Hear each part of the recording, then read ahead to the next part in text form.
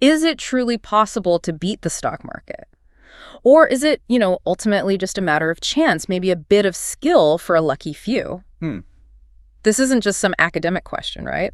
It's really at the core of every investment decision you make. Absolutely. And it's the profound puzzle we're diving into today. It really is. It's one of the most fundamental debates in finance, actually. Wow. It goes back over a century. Yeah. And it directly challenges the intuition, that gut feeling many of us have about investing. Which says? That with enough smarts or enough hard work, you can outwit the market. You can find that edge. Right, that you can beat the averages. And the central concept holding this whole discussion together is something called the efficient market hypothesis, or EMH for short. Yeah, EMH. Yeah. It's a theory that proposes a very specific view of how prices behave and, crucially, what that means for investors like you. It sounds simple on the surface. Maybe. But it's powerful. Incredibly powerful. And it's been tested, challenged, debated relentlessly over the years. That's right. And we've got quite a stack of sources here, foundational research papers, later studies that really shook things up, historical accounts, even some modern takes, all aimed at helping us unpack this. So what's the plan? Our mission, to pull out the most important nuggets, the surprising facts, the core insights from all this material. We really want to help you become truly well-informed. Not just on the definition. Exactly. Not just what EMH is, but where did it come from? What does the evidence really say, both for and against it? And maybe most importantly, what does this whole deep dive mean for your own investment strategy? Think of it like exploring a landscape. A landscape mapped out by some pretty complex theories and lots of empirical data. Yeah. We'll journey from the very first hints of this idea, trace how the formal hypothesis developed, look closely at those unexpected the anomalies that seem to poke holes in it, Right. and then try to see what conclusions we can draw for you, the modern investor, today. Okay, sounds like a plan. Let's start right at the beginning then, with that core idea. What exactly is market efficiency as this collection of sources defines it? Well, at its most basic level, the material we're looking at defines market efficiency primarily as informational efficiency. Informational efficiency, okay. Meaning? It means that the price of a financial asset, could be a stock, a bond, whatever, immediately and fully reflects all relevant available information. Relevant information. That sounds broad. What does that actually cover? It really can be anything that might affect the value of that asset. So company earnings reports, obviously, news about a new technology, changes in interest rates, even political events, Anything that matters. Anything that matters, exactly. Yeah. The key idea is that as soon as information becomes public, or even just available to a significant number of market participants, they react. They trade based on that news. And their collective actions, buying and selling, push the price very quickly to reflect the new fair value, incorporating that piece of information. Okay, so let's say some fantastic news comes out for Company X. You wouldn't expect the stock price to just sort of gradually creep up over days or weeks as people slowly figure it out. Nope. Theoretically, if the market is efficient, it should jump almost instantly, or at least adjust very, very rapidly. Why so fast? The driving force is competition. Markets, especially major ones like the U.S. stock market, are incredibly competitive. You've got armies of analysts, fund managers, individual investors, all trying to get an edge, trying to get an act on information faster than the next person. Right. Everyone wants to be first. And that very competition ensures that new information gets baked into prices with remarkable speed. Okay. Now, the sources also briefly mentioned something called operational efficiency. How's that different from the informational efficiency we're focusing on? Good question. Operational efficiency is more about the mechanic of the market itself. How smooth and low cost is the process of actually buying and selling. Like transaction fees, how fast orders go through. Exactly. Are transaction fees high or low? How quickly can your buy order get executed? Is it easy to find someone to take the other side of your trade? That's operational efficiency. And while it's definitely crucial for a well-functioning market, Sure, the core EMH debate, the one we're really digging into, centers on whether prices correctly reflect value based on information. That's informational efficiency. Our material definitely leans heavily into that side of things. got it. So focus on information and the price happening quickly. And if markets are informationally efficient in this way, what's the huge implication, the big takeaway for anyone trying to make money investing? The core implication. The bombshell really dropped by this hypothesis is this. In competitive, efficient markets, You shouldn't be able to consistently earn excess risk-adjusted returns. Excess risk-adjusted returns, meaning? Meaning you can't consistently beat the market just by using available information or common strategies. Any higher return you happen to get should, according to the theory, simply be fair compensation for taking on higher risk, not because you outsmarted everyone. Wow. Okay, that's a pretty bold statement.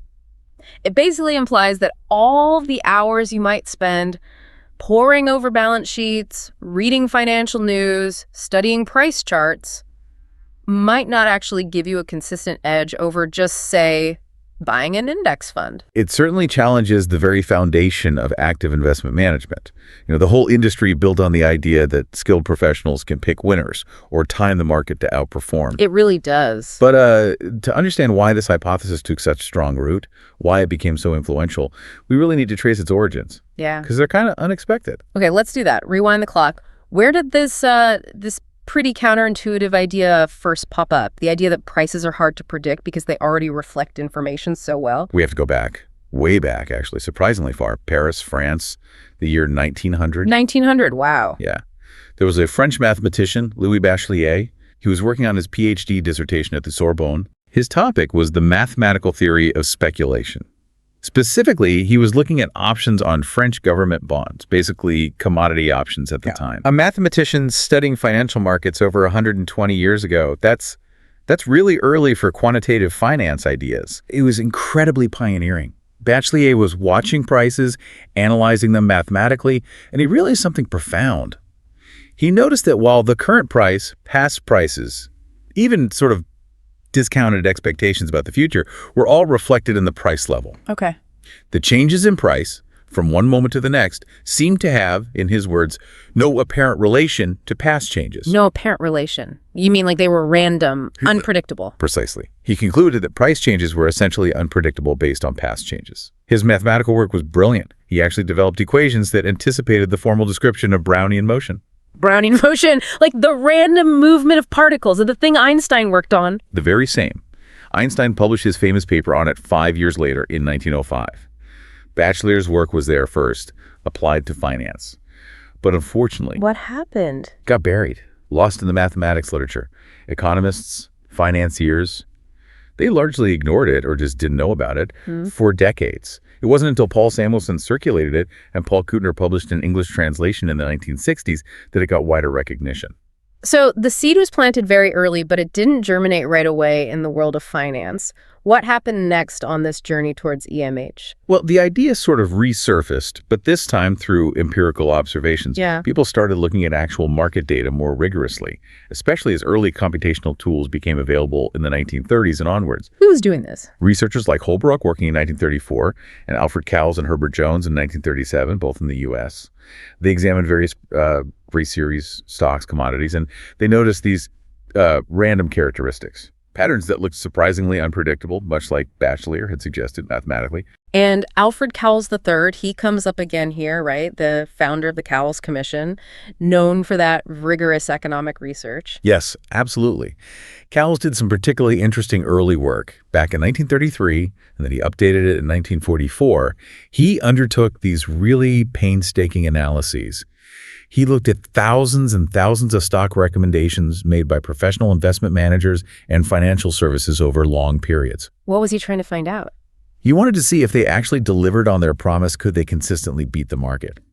His findings were quite startling for the time. And they were. He concluded there was, and I quote, no discernible evidence that these professionals could consistently outguess the market over the long haul. Wow. So decades before FAMA formalized EMH, Cowles had data suggesting the experts weren't consistently outperforming random chance or the market average. Pretty much. It was early, scattered evidence, pointing towards what we'd later call weak form and even strong form efficiency, long before anyone used those terms. Fascinating. Did this line of inquiry continue? It did.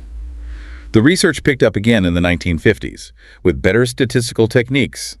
Maurice Kendall, a British statistician, studied historical UK stock and commodity prices. He was actually expecting something different. What did he expect? He thought he'd find clear, predictable cycles or trends, patterns that could be exploited. But he didn't. No, he was quite surprised by what he found. He concluded that the period-to-period random changes were just so large as to swamp any systematic effect which may be present. So the noise drowned out any potential signal. That's a good way to put it. He famously said the data behaved almost like wandering series. This was really puzzling for economists back then, who intuitively felt that market prices should be somewhat predictable, based on underlying economic value or historical patterns. Wandering series, that sounds a lot like the term we still use today. Exactly. It leads directly to the iconic label, the random walk. Where did that term come from? Well, the term itself was actually popularized in a scientific context earlier by Carl Pearson in 1905. He used this vivid analogy of the unpredictable path of a drunkard staggering away from a lamppost. Each step is random, unrelated to the last one. Right. That term, random walk, was then applied to financial price series, where successive returns seem to be independent. Knowing today's price change doesn't help you predict tomorrow's price change. Eugene Fama later gave it a more formal definition in his 1965 work. Okay, so the evidence is building that prices behave randomly. This must have been a direct challenge to certain ways of investing, right? Like technical analysis. A huge challenge, especially for technical analysts who try to predict future prices by looking for patterns in historical price charts and trading volumes. Because if it's random... If it's truly random, like flipping a coin, then studying past flips tells you nothing about the next flip. Harry Roberts, in a key paper in 1959 aimed squarely at financial analysts, made this point dramatically. He showed graphs, side by side. One was actual U.S. stock prices over time. The other was a time series generated purely by random numbers. His point was stark. They look incredibly similar, indistinguishable to the naked eye. Ouch. So the patterns technicians thought they saw might just be illusions, random noise? That was precisely his argument. If prices truly behave like random numbers, then trying to find predictive patterns in historical charts is basically futile. It's like trying to find a secret message in a string of random coin flips. Got it. And interestingly, around the same time, you had a physicist, MFM Osborne, looking at stock prices from a completely different angle. A physicist. Yeah. He saw analogies between the random movement of stock prices and the random motion of molecules in physics. He actually applied concepts from statistical mechanics to try and understand stock price behavior. So you've got mathematicians, economists, statisticians, physicists, all independently converging on this idea that prices seem to have this strong random component. The evidence was really mounting from different disciplines. There was a slight wrinkle initially. Some early studies did find tiny correlations between past and future returns, suggesting maybe a little predictability. So not perfectly random. Well, it turned out that researchers, like Working Again and also Alexander, independently figured out in the early 1960s that this apparent predictability was often just an artifact of how the data was measured. How so?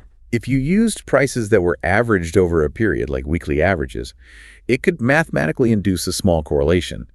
But when they used specific point-in-time prices, like end-of-day closing prices, those correlations largely disappeared. The random fluctuations became much clearer.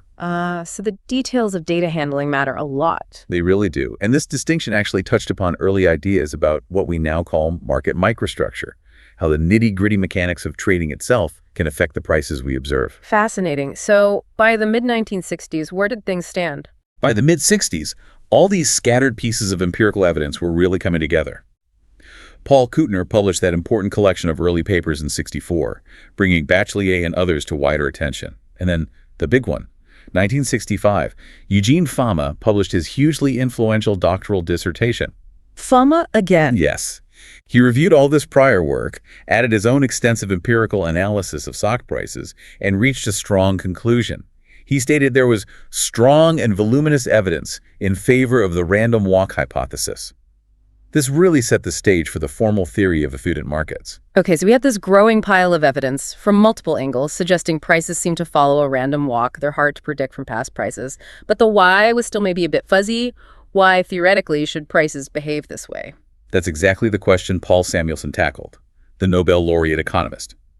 In 1965, the same year as Fama's dissertation review, Samuelson published a crucial theoretical paper. And the title was quite something, wasn't it? It was. Proof that properly anticipated prices fluctuate randomly. Kind of gives the game away, right? It really does. So what was his core argument? How did he prove it? His logic was elegant and really powerful, he asked. Imagine a well-functioning competitive market. What would happen if everyone knew based on current information that a stock's price was definitely going to rise predictably tomorrow. Well, everyone would want to buy it today to capture that guaranteed profit. Precisely. They'd rush to buy today.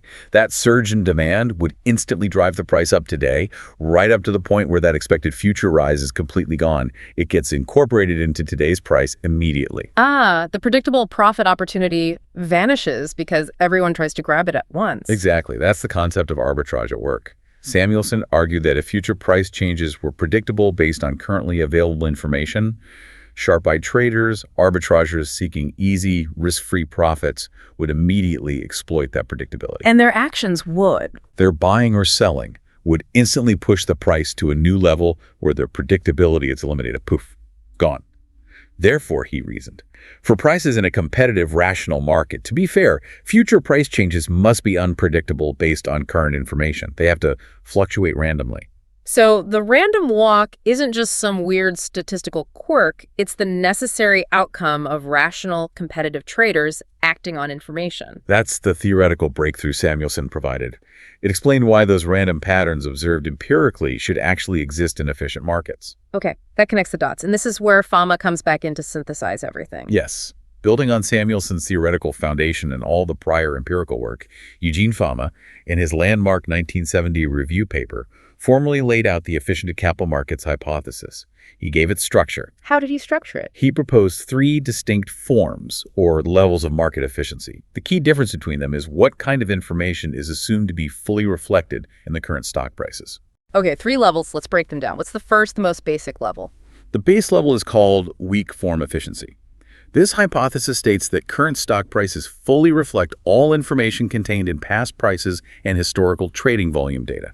Nothing more, just the history of the price itself. So if weak form efficiency holds true, looking at charts, looking at past price movements, looking at trading volume patterns, none of that gives you an edge. That's the implication. If the market is weak form efficient, then technical analysis trying to predict future price movements by identifying patterns in past price and volume data cannot consistently generate excess risk-adjusted returns. Why? Because all the information contained in that past sequence of prices is supposedly already baked into the current price. Got it.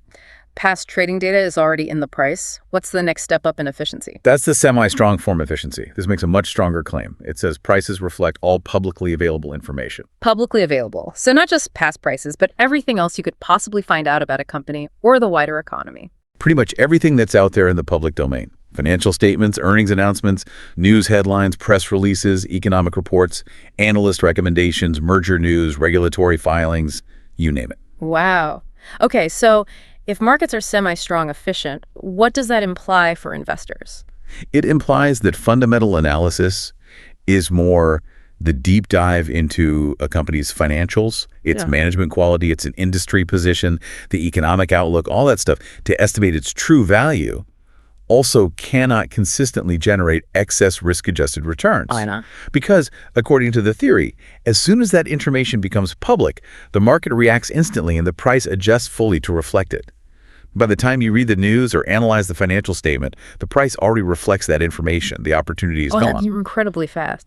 How do researchers even test something like semi-strong efficiency in the real world? A very common method is called an event study. Researchers look very closely at how stock prices behave in a very narrow window of time hours, even minutes, right around the moment a specific piece of public information is announced. Like an earnings surprise or a merger announcement? Exactly. Or a stock split announcement. If the price jumps almost immediately to fully reflect the news, say, jumping up on unexpectedly good earnings and then staying there, not drifting further, that's considered evidence supporting semi-strong efficiency. And have they found that? Yes. Numerous event studies have shown very rapid price adjustments to news. A famous early one, back in 1969 by Fama himself, along with Fisher, Jensen, and Roll, looked at stock splits. They found the market anticipated the information and prices adjusted almost instantaneously when the split was formally announced. That makes a lot of intuitive sense, actually. If you've got thousands of analysts and traders glued to their screens waiting for news. They're going to hit the buy or sell button pretty fast. Right. Okay, so weak form deals with past prices, semi-strong with all public info. What's the highest, most extreme level of efficiency? That's the strong form efficiency. This is the most ambitious, the most demanding claim of all. It posits that stock prices reflect all information, not just public information, but private or inside information as well.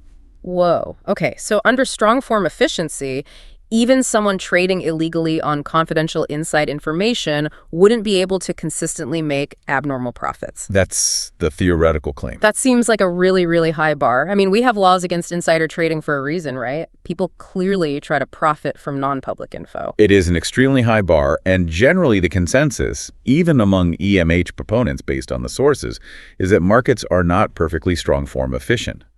The very existence and prosecution of insider trading suggests that private information does have value and isn't always immediately reflected in prices. Makes sense. However, and this is interesting, some of the early empirical studies back in the 1960s and 70s, while finding broad support for weak and semi-strong forms, also found some results that were surprisingly consistent with versions of strong form efficiency. How so? When they looked at the aggregate performance of professional investors, like mutual fund managers, who you might think have access to better analysis or maybe even borderline private information, they generally struggled to consistently outperform the market averages after costs. Back to the Cowles finding almost. Yeah. Even the pros weren't reliably winning. Exactly.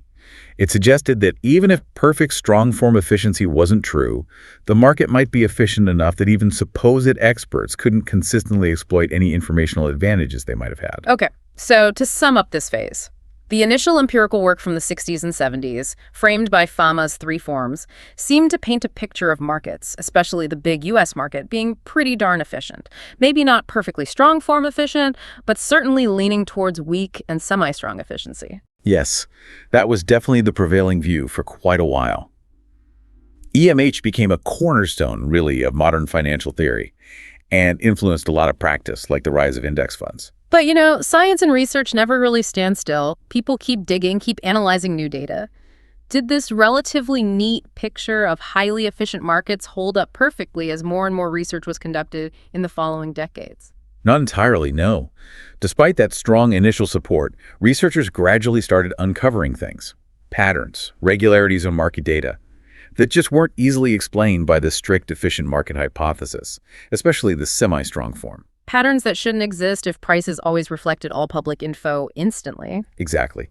These patterns became more prominent, or at least more widely documented and debated, starting mainly in the 1980s. They came to be known collectively as market anomalies. Yeah, anomalies. Yeah. Like glitches in the matrix of efficient markets, things that just didn't seem to fit the standard model. That's a good way to think about it. They were statistical regularities, or seemingly persistent patterns in stock returns, that appeared to offer the potential for earning abnormal profits higher than seemed warranted by the risk involved, at least according to the standard models of the time. What was the standard model for risk back then, usually? Mostly the capital asset pricing model, or CAPM. It basically said the only risk that matters for expected returns is systematic market risk, measured by a stock's beta. Beta, that's how much a stock tends to move up or down with the overall market, right? Higher beta means more market risk, so you should expect a higher return. Correct. The anomaly suggested you could potentially get higher returns without a correspondingly higher beta, or maybe based on some characteristic completely unrelated to beta. Okay, so what were some of the most significant anomalies people found? Two of the biggest, most studied ones related to fundamental characteristics of the stocks themselves: value and size. Value and size, let's unpack those. What's the value anomaly? Well, back in 1977, Sanjoy Basu published a study looking at stocks based on their price-to-earnings ratios, or PE ratios. He found that stocks with low PE ratios, often called value stocks because they look cheap relative to their earnings, tended to systematically outperform stocks with high PE ratios, the growth stocks. So simply buying the apparently cheaper stocks worked better on average. According to his findings, yes. And he interpreted this directly as evidence of market inefficiency. It seemed like the market was consistently underpricing these low PE value stocks and overpricing the high PE growth stocks. Okay, that's value. What about the size effect? That came a few years later in 1981. Rolf Banz documented what became known as the small firm effect. He looked at a huge data set of NYSE stocks going way back, from 1931 to 1975. And he found? He found that stocks of companies with smaller market capitalizations, small cap stocks, had significantly outperformed stocks of large cap companies over that long period. And crucially, this outperformance seemed to persist, even after attempting to adjust for risk using the standard beta measure from CAPM. Whoa, a persistent advantage just for being small. That sounds like a major crack in the EMH facade. It was seen as a very big deal. It triggered a huge amount of follow-up research, confirming the effect not just in the US over different periods, but internationally as well. So both value, like low PE, and size, being small, seem to be linked to higher average returns than the standard model predicted. Exactly. And this research really culminated in many ways in a highly influential paper published in 1992 by none other than Eugene Foma and his collaborator Kenneth French. Foma again. But wasn't he the father of EMH? Now he's documenting anomalies? Well, yes and no. They weren't necessarily saying the market was inefficient. What they did was show, quite powerfully, that two factors, company size, market capitalization, and the ratio of a company's book value to its market value, book-to-market equity, another key value metric, did a remarkably good job of explaining the differences in average stock returns across various portfolios between 1963 and 1990. Better than beta alone. Much better. They found that size and book-to-market together captured a lot of the variation in returns that beta couldn't explain. In fact, they found that once you accounted for size and value, beta seemed to have very little additional power to explain return differences in their data set. Yeah. They even showed these two factors subsumed the PE effect Bossu found, and also effects related to leverage. Okay, so Fama and French confirmed that size and value were strongly related to historical returns. How did they interpret this? Did they conclude the market was inefficient after all? This is where it gets really interesting. It leads directly into one of the central problems in interpreting any market anomaly. Fama and French themselves presented two main possible interpretations. Possibility one. Possibility one was that the market is efficient, but the standard model, CAPM, is wrong. They argued that size and book-to-market aren't necessarily signs of mispricing, but instead might be acting as proxies for underlying systematic risk factors that aren't captured by beta alone. So maybe small stocks and value stocks are just fundamentally riskier in ways CPM doesn't measure, and their higher average returns are simply fair compensation for bearing that extra unmeasured risk. Precisely. In this view, it's not an inefficiency, it's just a more complex risk story. This became the foundation for their famous Fama-French three-factor model, which adds size and value factors alongside the market beta factor. Okay, that's one interpretation. It's risk, not inefficiency. What was the other possibility they acknowledged? The other possibility they discussed was that, yes, maybe these effects do represent market inefficiencies. Perhaps the patterns arise from market participants systematically overreacting or underreacting to information, leading to mispricings related to size and value characteristics. So they left the door open to inefficiency, but leaned towards a risk-based explanation. Their work definitely spurred more research into multi-factor risk models, but the debate about whether size and value represent risk or mispricing continues to this day. It highlights that central challenge, the joint hypothesis problem. We'll definitely come back to that joint hypothesis problem. But first, were there other types of anomalies people were finding besides size and value? Oh, yes. A whole different category involved seemingly predictable seasonal patterns in returns. Things that seemed linked to the calendar, not just company characteristics. Seasonal patterns? Like what? The most famous and probably most studied is the January effect. Researchers like Rosef and Kinney, Keim, and later Haugen and Lakonishuk documented this tendency for average stock returns, especially for small cap stocks, to be significantly higher in January than in other months of the year. Higher returns just because it's January. That feels deeply weird and non-random. How could that fit with efficient markets? It certainly seems counterintuitive to EMH. The explanations often revolve around things like tax loss, selling pressure, depressing prices of losers, often small caps, at the end of December, followed by buying pressure as the new year begins. But the persistence and size of the effect were puzzling. Were there other calendar quirks? Yep. Studies found evidence for other seasonals too. Things like a week of the month effect, patterns related to holidays, and famously, the day of the week effect, often called the weekend effect. The weekend effect. Yeah, researchers like French and Harris found that, historically, average returns on Mondays tended to be significantly lower, sometimes even negative, compared to other days of the week. It was as if bad news accumulated over the weekend and hit the market on Monday morning. So predictability based purely on what day it is These anomalies really do seem to pile up and challenge that core EMH idea that all available information is already smoothly reflected in prices, right? They absolutely do. On the surface, they suggest pockets of predictability that shouldn't exist if markets were perfectly efficient. However, just like with size and value, interpreting these seasonals is tricky. Well, some, like the January effect, might have plausible links to institutional factors like tax trading. Others might be related to specific asset pricing phenomena we don't fully understand, or even quirks of market microstructure, how the mechanics of trading differ at the beginning of the week versus the end or the start of the year.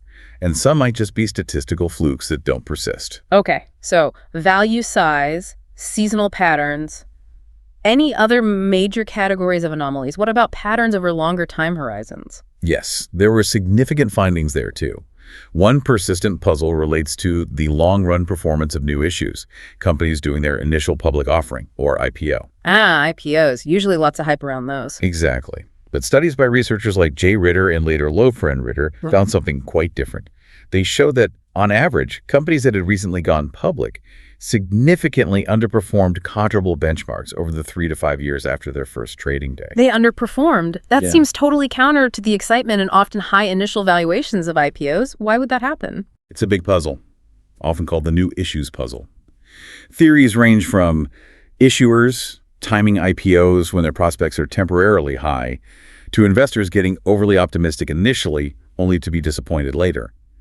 But the pattern seemed quite robust over long periods. Interesting. What else in the long run? Another major finding, related conceptually to the value effect perhaps, is mean reversion in stock prices over longer horizons. Mean reversion. Prices reverting back to some average level. Kind of. The seminal paper here was by DeBont and Thaler in 1985, titled, "Does the Stock Market Overreact?" They looked at stocks that had been extreme winners or extreme losers over past periods of 3 to 5 years. They found that the portfolios of past losers, the stocks that had performed terribly, tended to subsequently outperform the portfolios of past winners over the next 3 to 5 years, and vice versa. So buying the Dodds and selling the Darlings seemed to work on average over these multi-year cycles. That was their finding. It implied that the market might systematically overreact to past news, pushing prices too far in one direction, either up or down. And these extreme movements tend to be corrected or revert back towards a more fundamental level over longer periods. Porterba and Summers also found evidence consistent with long-horizon mean reversion.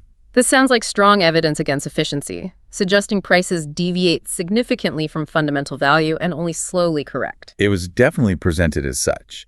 However, like many anomalies, the sources note that the statistical robustness and consistency of these long-term mean reversion patterns have been debated, particularly across different time periods and markets. Detecting it reliably is statistically challenging. Okay, so summing up this section on anomalies, we have value effects, the small firm size effect, various seasonal patterns like the January effect, the long-run underperformance of IPOs, and evidence for long-run mean reversion or overreaction. Taken together, this seems like a pretty significant pile of evidence suggesting markets aren't perfectly efficient in the way the early EMH proposed. They absolutely presented serious cracks in that original, rather clean facade of the strict efficient market hypothesis.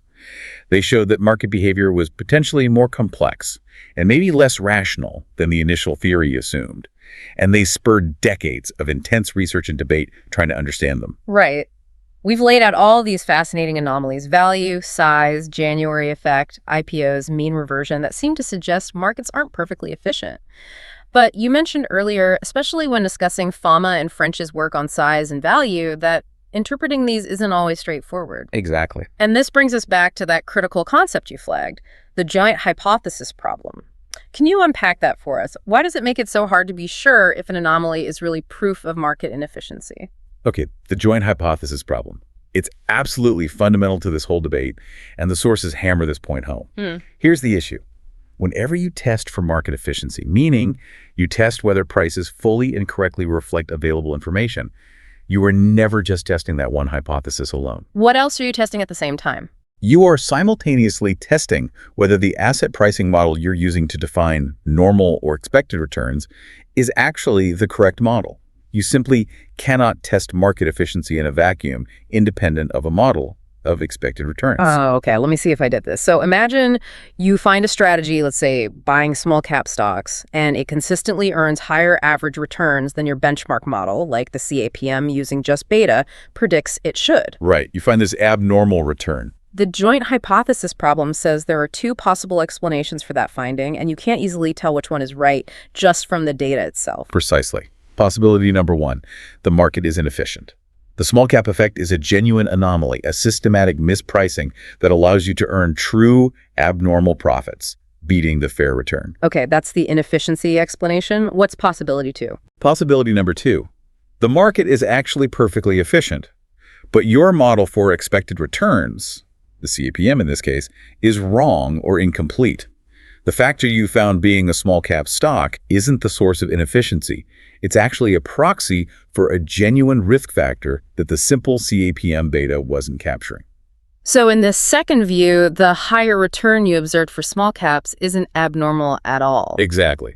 It's just the fair, normal compensation investors demand for bearing in this additional dimension of risk that your initial flawed model didn't account for. The market is efficiently pricing this extra risk, and you just needed a better model to see it. Wow. Okay. So every time someone claims to have found an anomaly, a pattern of returns that looks abnormal according to their chosen model, it could just mean their model for defining normal was the thing that was wrong. That is precisely the core of the joint hypothesis problem, and it's the main line of defense for proponents of market efficiency when confronted with anomalies. They can always argue it's not mispricing, it's just unmeasured risk. They can, and often do. They argue that factors like size, value, book-to-market, perhaps momentum, or others might simply be better proxies for systematic risk than beta alone. The Fama-French 3-factor model and later 5-factor models are exactly attempts to build better asset pricing models that incorporate these dimensions of potential risk. And if an anomaly seems to disappear or gets much smaller, when you use one of these more sophisticated multi-factor models to measure risk and expected returns, then it significantly weakens the claim that the anomaly represented a true market inefficiency or a free lunch.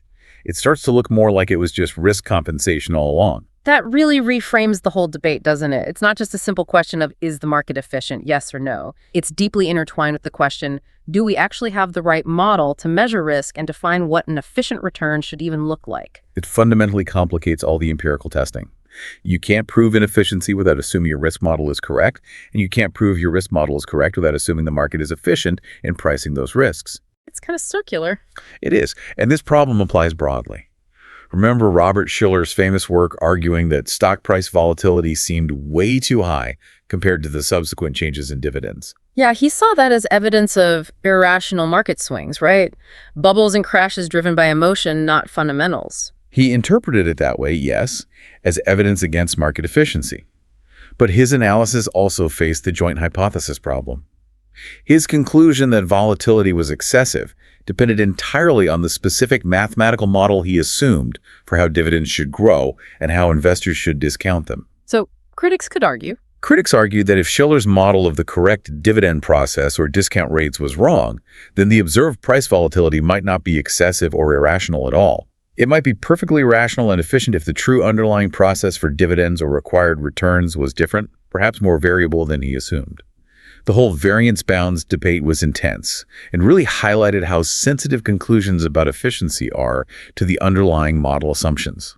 Okay, so the joint hypothesis problem is a huge hurdle for definitively proving market inefficiency based on return patterns alone. Are there other theoretical reasons, though, why markets might not be perfectly textbook efficient, even setting aside the model issues? Yes, absolutely. The sources discuss several important concepts that suggest perfect efficiency might be theoretically impossible or unlikely in the real world. These often relate to the costs and dynamics surrounding information and the trading process itself. Like what? One really key idea is the paradox of costly information, which was formally pointed out by Sanford Grossman and Joseph Stiglitz back in 1980. The paradox of costly information sounds intriguing. How does that work? Their argument is quite elegant and cuts right to the heart of the matter. Think about it. If markets were perfectly efficient, meaning all information is instantly and fully reflected in prices the moment it exists, then there would be absolutely no profit opportunity available from gathering or analyzing that information. The price already reflects it. So why would anyone bother to spend resources, time, money, effort to acquire or produce information in the first place. Right. If there's no reward, why do the work? Information gathering isn't free. Analysts need salaries. Data costs money. Exactly. But now, here's the paradox. If nobody gathers information because there's no profit motive, then how does the information get into the prices? It wouldn't. Prices would become stale, they wouldn't reflect currently available information, and that would create profit opportunities for anyone who did gather the information. Whoa. So perfect efficiency undermines the very incentive system needed to make the market efficient in the first place. It's self-defeating. It's a logical paradox. It strongly suggests that perfect, instantaneous, costless efficiency is impossible in a world where information itself is costly to obtain and process. For the market mechanism to work, there must be some degree of potential profit available from trading on information. That potential profit is what incentivizes people to do the research and analysis that, in turn, helps make the market relatively efficient. So the paradox resolves itself by suggesting markets can't be perfectly efficient. They have to be just inefficient enough to reward the information gatherers. That's the Grossman-Stiglitz conclusion. Markets must deviate, at least slightly or temporarily, from perfect efficiency to provide the necessary incentives for information production and arbitrage. The actions of those trying to exploit these small deviations are what keep the market mostly, but not perfectly, efficient. That makes a lot of sense. It implies a more dynamic equilibrium. It does. And this idea also connects nicely to the role of noise traders, a concept famously highlighted by Fisher-Black in 1986. Noise traders. Who are they? Noise traders are basically investors who trade for reasons other than processing fundamental information accurately to identify mispricings. They introduce noise into the trading process. What kind of reasons? Maybe they need cash for personal reasons, liquidity trading. Maybe they're chasing trends or acting on rumors or incomplete information. Maybe they're just reacting emotionally to market swings, buying in panics or selling in euphoria. Their trades aren't necessarily based on a rational assessment of fundamental value. So they're creating buying or selling pressure that isn't driven purely by new information about the company's worth. Exactly. They introduce demand or supply shocks that can push prices temporarily away from fundamental value.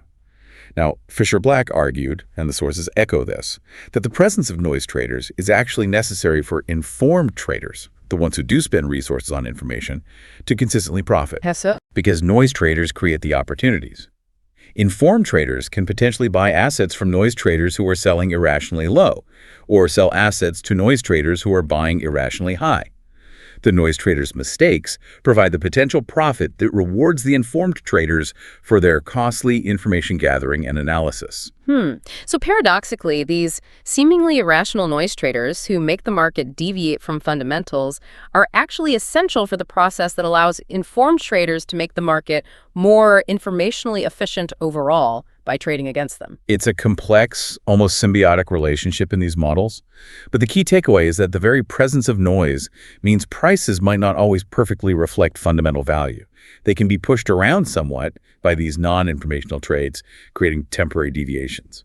This sounds like we're getting into the real nuts and bolts of how trading actually happens day to day. Is this related to the field of market microstructure? Absolutely, you nailed it.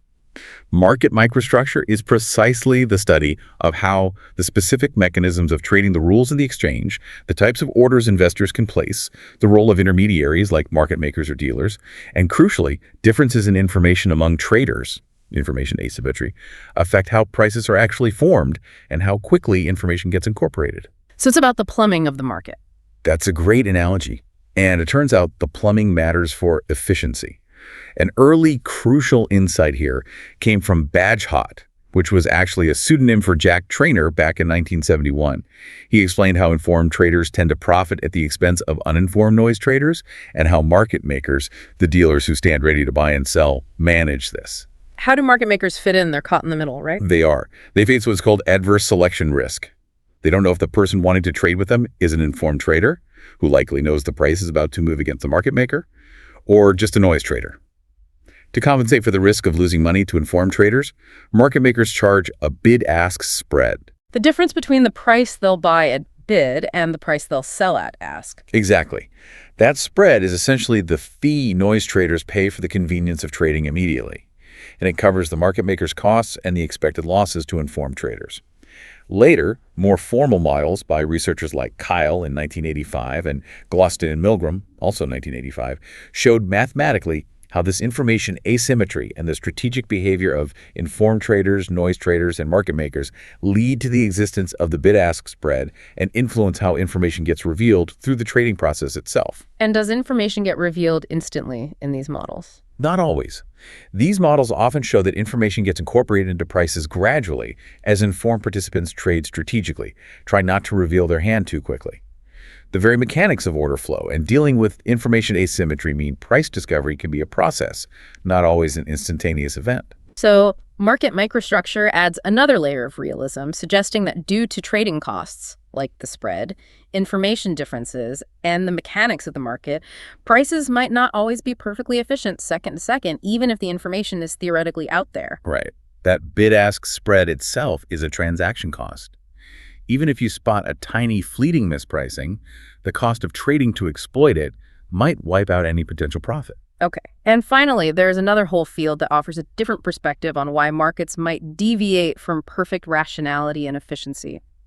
Behavioral finance. Yes, behavioral finance has become hugely influential. It basically draws insights from psychology and cognitive science to understand how real human beings, not the perfectly rational economic man of traditional theory, actually make decisions, especially under uncertainty, like in financial markets. And the idea is that our psychological quirks can lead to market patterns that look like inefficiencies. Precisely. Many of the anomalies we discussed earlier, like the apparent overreaction leading to long-term mean reversion, the value effect, perhaps driven by excessive pessimism about struggling companies, or even the IPO underperformance, maybe linked to initial over-optimism, seem quite consistent with well-documented psychological biases. What kind of specific biases are we talking about? Oh, there are many. The sources mentioning Kahneman and Reipe, pioneers in this field, highlight concepts like investor overconfidence. People tend to overestimate their own knowledge or skill or the precision of their forecasts. Which could lead to excessive trading, maybe taking on too much risk because you think you know more than you do. Another big one is herd behavior. Investors might just follow the crowd, buying when everyone else is buying, selling when everyone else is selling, even if it contradicts their own information or analysis. This can amplify trends and potentially push prices far away from fundamental value. Think bubbles and crashes. Makes sense. Any others? Loss aversion is huge. Psychologically, people tend to feel the pain of a loss much more intensely than the pleasure of an equivalent gain. This can lead to irrational decisions, like holding on to losing stocks for too long, hoping they'll recover the disposition effect rather than cutting losses rationally, or being too risk-averse after experiencing losses. There's also anchoring, where people latch on to irrelevant numbers, or confirmation bias, where they seek out information that confirms their existing beliefs. So behavioral finance basically says, hold on, the standard EMH model assumes perfectly rational investors, but real people aren't always rational robots. And these systematic, predictable psychological biases could be the root cause of some of the observed market anomalies, like temporary over- or underpricing. Exactly. It provides a plausible psychological mechanism for why inefficiencies might arise and persist, at least for a time. It suggests that anomalies might stem not just from issues with information flow or market mechanics, but from the very way our human brains are wired to make decisions under pressure and uncertainty. Okay, this is fascinating. We've covered the theory of EMH, the anomalies that challenged it, the complication of the joint hypothesis problem, and then these other theoretical angles, costly information, noise traders, market microstructure, and behavioral finance, all suggesting reasons why markets might not be perfectly efficient in reality. It's a complex picture. It really is. But at the end of the day, for you, the listener, the practical question boils down to, can anyone actually do it? Can skilled professionals, with all their resources, time, and supposed expertise, consistently beat this arguably imperfect market in practice? Right. This is often considered the ultimate litmus test. Forget the theoretical debates for a moment. Let's look at the real-world track record. If there are significant exploitable inefficiencies or patterns out there, then surely the people paid fortunes to find them. Professional money managers should be able to consistently deliver superior returns, right? Returns better than just buying a simple market index fund, even after accounting for risk and their own fees. It seems logical. If the market is beatable, they should be the ones beating it. So what does the mountain of evidence, collected over decades now, actually show about the performance of these professionals? The evidence is Well, it's remarkably consistent. And for many people who believe in the power of active management, it's frankly quite sobering.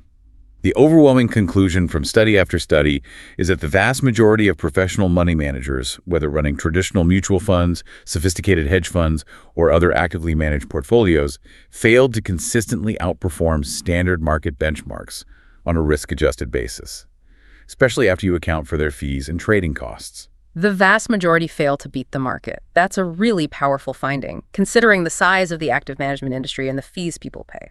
Let's dig into some of the specific evidence mentioned in our sources. Okay. One of the earliest and most influential studies was by Michael Jensen, published way back in 1968. He looked at the performance of U.S. mutual funds during the 1950s and 60s. And his conclusion? It was pretty stark. He found that, on average, these actively managed funds earned returns that were actually less than they should have, given the level of market risk they were taking. And the amount they underperformed by was roughly equal to their expense ratios, their management fees, and operating costs. So basically, before costs, maybe they roughly matched the market's risk-adjusted return, but after you paid their fees, they ended up underperforming. That was the essence of it. They weren't adding value, on average, sufficient to cover their own costs. And this fundamental finding, Jensen's result, has been replicated and updated countless times over the subsequent decades, using different time periods, different types of funds, different methodologies. The basic conclusion holds remarkably firm. The Princeton source and the Investopedia piece you mentioned, citing Morningstar data, they have more recent numbers on this. Yes, they provide compelling, up-to-date figures that really drive the point home. They look at the percentage of actively managed funds that underperform their relevant benchmark index over various time horizons. And what do those numbers typically show? I'm looking at some here. It seems pretty high. It's consistently high, especially over longer periods that smooth out short-term luck. Over 10, 15, or 20-year periods, the percentage of active U.S. equity managers who failed to beat their simple benchmark index is typically somewhere in the range of 75% to 90%, or even higher, depending on the category and the exact period. Wait, 75 to 90% failed to beat the benchmark? So only maybe 10, 25% actually managed to outperform over the long run after costs. That's what the data consistently shows across most major fund categories. The Investopedia piece cited a Morningstar study, for example, showing that about 77% of active U.S. equity funds underperformed their benchmarks over the decade ending in 2019. Yes, performance can vary year to year. That same study noted 51% did manage to outperform in the single year 2023. But the long-term picture is what really matters for investors, and it's pretty bleak for active management on average. So your odds of picking an active fund that will actually beat the market over the next decade or two are not great. Maybe 1 in 4, 1 in 5 at best. Based on the historical data, yes, those seem like reasonable odds. And it gets worse. It's not just that most fail to outperform. The sources showed that the median actively managed fund often significantly underperforms its benchmark. The median fund. So the typical fund experience is actually losing to the index? Yes. Exhibit 6 in the Princeton source, for instance, show that the median large-cap active fund underperformed the S&P 500 index by nearly 2 percentage points per year over 10, 15, and 20-year periods ending in 2001. That 2% per year drag, mostly from higher fees and trading costs, compounds into a massive difference in wealth over long investment horizons. Wow. So the average outcome for investors choosing active management isn't just failing to beat the market, it's actually doing significantly worse than if they had just bought a simple, low-cost index fund tracking the market. That is the overwhelming empirical conclusion from decades and decades of performance data across millions of dollars under management. It's a really hard fact for the active industry to argue against. And there's another critical finding from this research that makes it even harder, isn't there? Something about performance persistence. Ah, yes, the lack thereof. This is another nail in the coffin for the idea that manager skill is easily identifiable and repeatable. What does lack of performance persistence mean exactly? It means that managers or funds who perform well in one time period, say they're in the top 10% for 5 years, are not statistically likely to repeat that top performance in the next 5 years. Past success does not reliably predict future success. So a manager who looks like a star today might just be average or even below average tomorrow. That's exactly what the data suggests. The sources provide some powerful examples. Funds that were the heroes of the 1970s often became the duds of the 1980s. The stars of the 80s frequently struggled in the 90s. The Princeton source had a specific example from the tech bubble era. A really striking one. It showed the top 20 performing U.S. equity funds during the bubble years of 1998-1999. They absolutely crushed the index, maybe tripling its return. Huge winners. But then, in the immediately following 2 years, 2000-2001, when the bubble burst, those same funds performed 3 times worse than the index. A complete and brutal reversal. Wow. From heroes to zeros almost overnight. That's dramatic. What does this lack of persistence imply for investors trying to pick funds? It implies trying to identify the future winners by looking at past winners is an incredibly difficult, maybe even futile exercise. Today's star manager might just have been lucky, or their particular style might have been temporarily in favor. There's very little evidence that superior performance persists reliably over time. So as the Investopedia discussion notes, even if a small percentage of managers do manage to outperform over a given decade, selecting which ones those will be in advance seems to be largely a matter of chance, not skill that you can identify from their track record. That's precisely the challenge. It's easy to identify the winners after the fact, but picking them beforehand is incredibly hard, maybe impossible on a consistent basis. Okay. So if the vast majority of professionals, with all their resources, can't seem to consistently exploit these supposed market anomalies like size, value, or seasonal patterns to beat the market after costs, what does that tell us about the anomalies themselves? Does it mean they aren't really exploitable in practice? That's a very strong argument made by EMH proponents, and it resonates with practical experience. The sources mention Richard Roll, who is not only a highly respected financial economist, but also had experience managing money. He famously commented on this exact issue. What did he say? He said, paraphrasing, that he had personally tried to trade on essentially every published academic anomaly and predictive pattern he came across, using both his own money and money for clients. And his results? Did he make a fortune exploiting these inefficiencies? His reported experience: I have yet to make a nickel on any of these supposed market inefficiencies. His point was that if an apparent pattern discovered in academic research doesn't translate into reliable profits after accounting for all the real-world frictions, transaction costs, bid-ask spreads, the market impact of your own trades, the speed at which others react, then it's not a true exploitable market inefficiency in the practical sense that would contradict EMH for most investors. Why would these anomalies, which look statistically significant in academic studies using historical data, be so hard to actually profit from in the real world? What are the main hurdles? Several major ones. First and foremost, as Roll implied, are transaction costs. These can be killers. Like what kind of costs? Brokerage commissions, obviously. But also the bid-ask spread we talked about. You always buy slightly higher and sell slightly lower than the midpoint price. And potentially market impact costs if you try to trade a large amount. Your own order can move the price against you before you even finish executing. Trying to trade frequently to capture small, fleeting patterns like short-term momentum or daily seasonal effects can easily rack up enough of these costs to completely wipe out any theoretical edge. The Princeton source mentioned momentum strategies specifically in this context. Yes, it noted that while momentum, buying recent winners, selling recent losers, often looks very strong in academic backtests on paper, it tends to generate disappointing results for actual investors, precisely because it requires high portfolio turnover, leading to substantial transaction costs that eat away the returns. And the higher management fees charged by active funds also fall under this umbrella of costs that need to be overcome, right? Absolutely. Those higher expense ratios of active funds compared to passive index funds represent a significant guaranteed hurdle that the active manager has to overcome every single year just to break even with the index before they even start trying to generate actual outperformance. It's a constant headwind. Okay.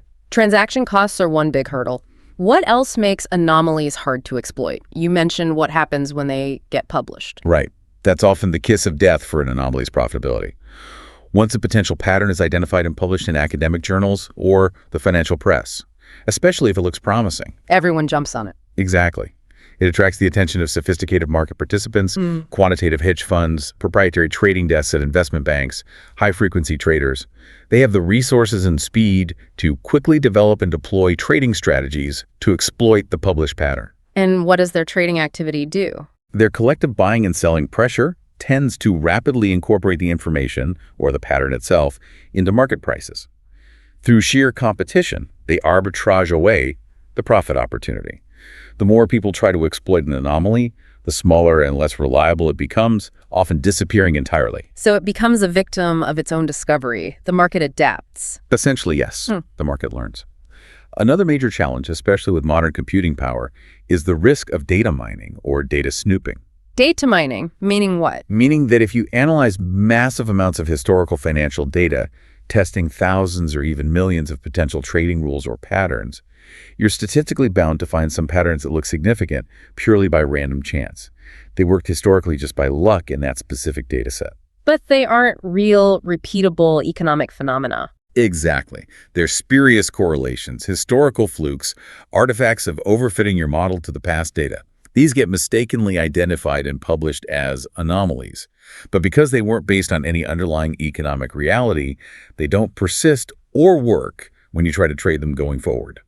Distinguishing a genuine persistent market feature from a random data mined pattern is extremely difficult.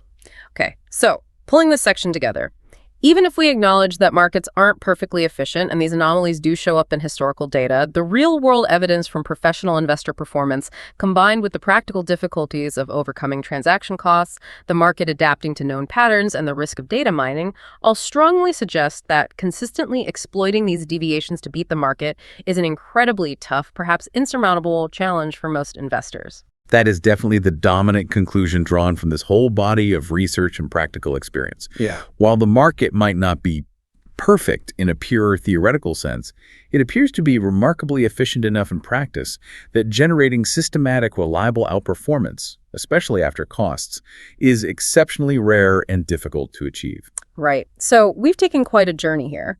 From those first hints of random price movements over a century ago, through FAMA's formal EMH framework and its 3 forms, then the anomalies like size and value that challenged it, exploring the joint hypothesis problem and other theoretical explanations involving costs, noise, and behavior, and critically dissecting that powerful evidence from the actual track record of professional investors. It's been a deep dive for sure. And we even touched on potential refinements or alternative views emerging more recently. So where does all this leave us today? Is the traditional EMH still the final word, or is thinking evolving? Well, EMH absolutely remains a foundational concept, a benchmark against which we measure things. But the sheer weight of the empirical findings, the anomalies, the behavioral insights, results from looking at higher frequency data has certainly led to more nuanced and evolving perspectives. Like what? For instance, with some more recent studies looking at daily or even intraday data, like the one by Sewell mentioned in the sources, have found statistical evidence suggesting that U.S. stock returns might not strictly follow a perfect weak-form random walk on those very short timescales. So maybe not perfectly random minute by minute or day by day, even if longer-term returns look more random? That's what some high-frequency data seems to suggest. There might be tiny, fleeting patterns or dependencies.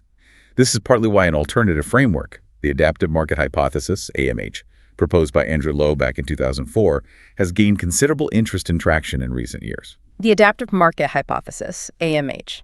Okay, how does that view differ from the traditional sort of static, efficient, or not efficient view of EMH?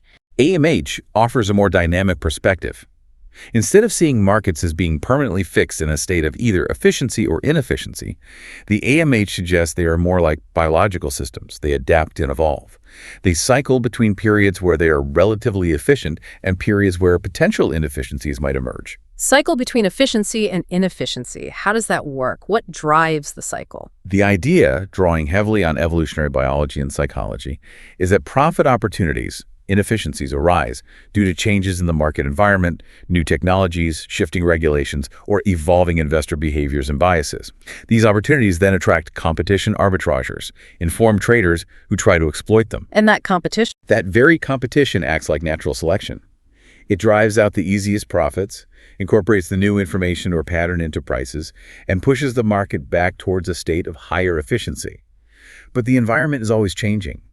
New information flows arrive, investor sentiment shifts, new behavioral biases might become dominant for a while, creating new potential opportunities. It's seen as a continuous, dynamic process of adaptation, competition, and changing levels of market efficiency.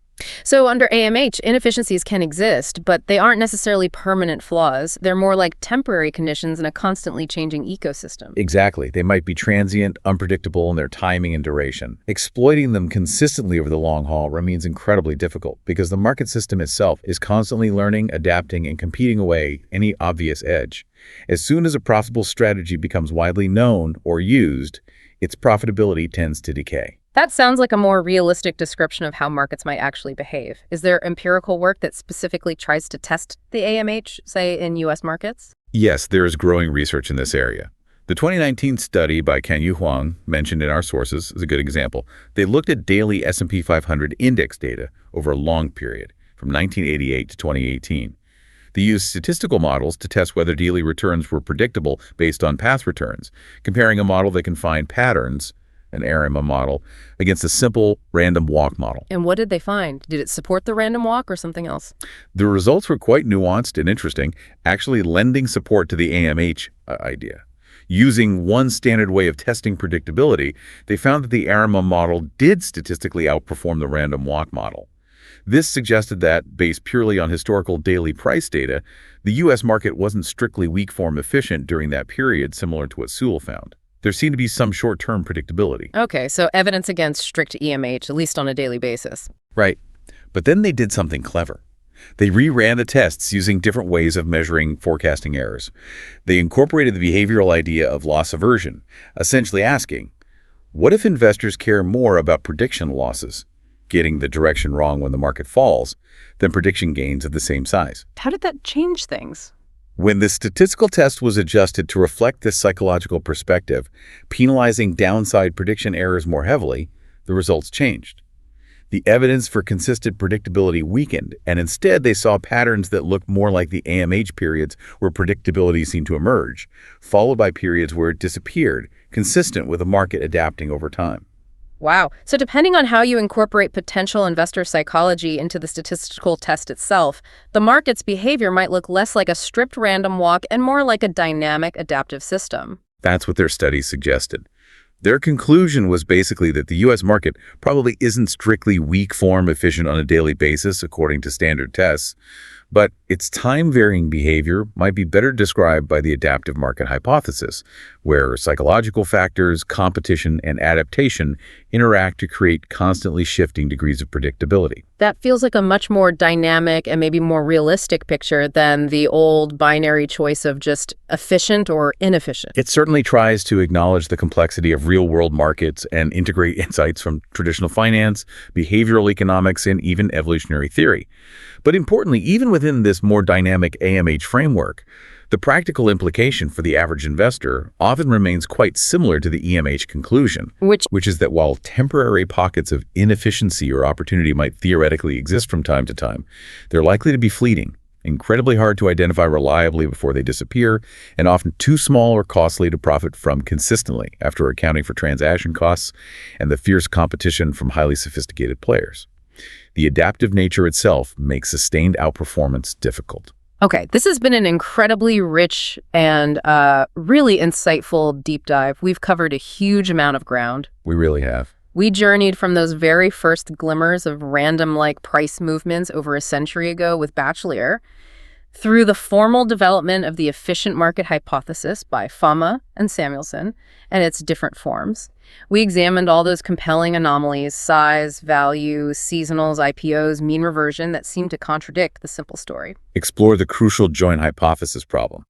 Exactly. And looked at other theoretical reasons for deviations, costly information, noise traders, market microstructure, and the impact of behavioral biases.